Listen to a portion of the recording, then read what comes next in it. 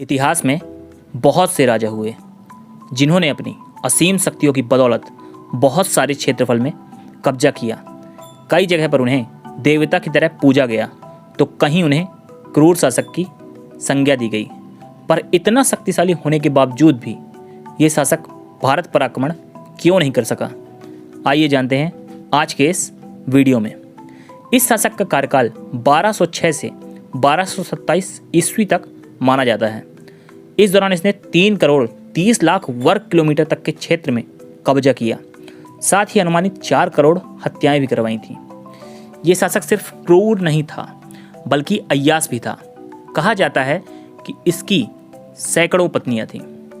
मैं बात कर रहा हूँ चंगेज खान की।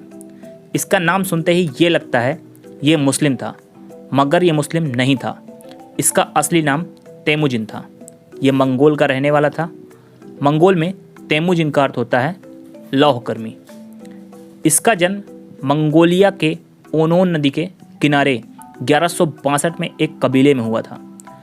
मंगोलिया में कबीलों के बीच अक्सर युद्ध होते रहते हैं। इसके पिता येसुजेई ने दूसरे कबीले की लड़की से भागकर शादी की थी।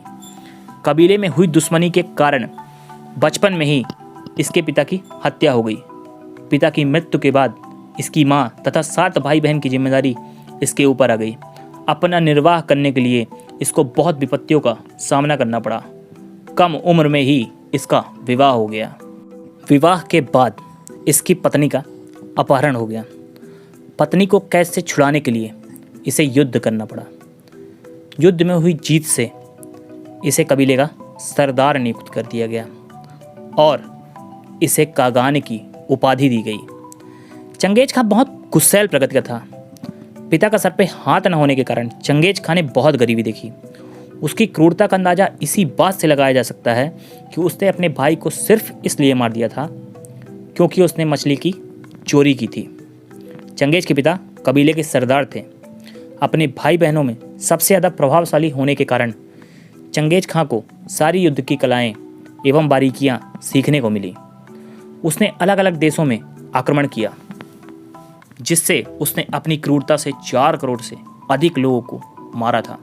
ये आंकड़े जर्मनी के तानाशाह हिटलर एवं रूस के स्टालिन द्वारा की गई हत्याओं से ज़्यादा हैं। उसकी क्रूरता का अंदाजा इसी बात से लगाया जा सकता है कि वो जहाँ भी आक्रमण करता था वहाँ स्कल खोपड़ी की मीनारें बनवाता था।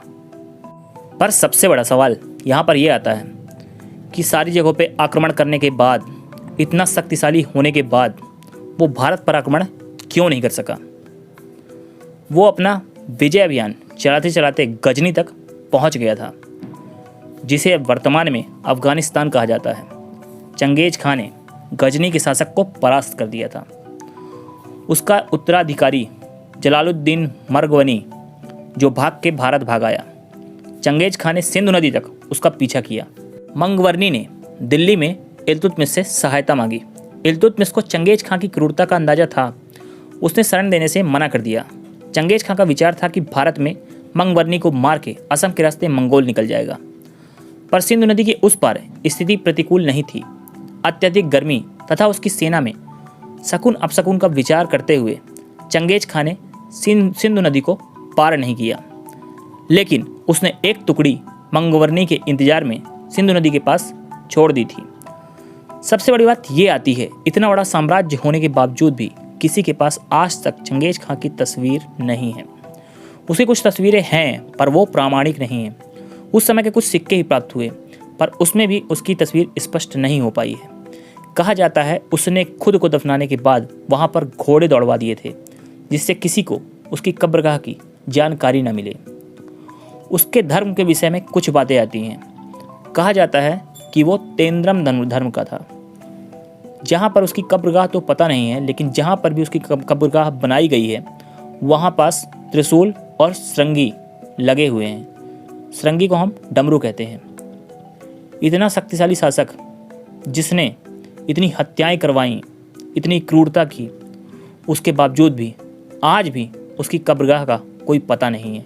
उसकी कोई स्पष्ट तस्वीर नहीं है। Save soil, save earth.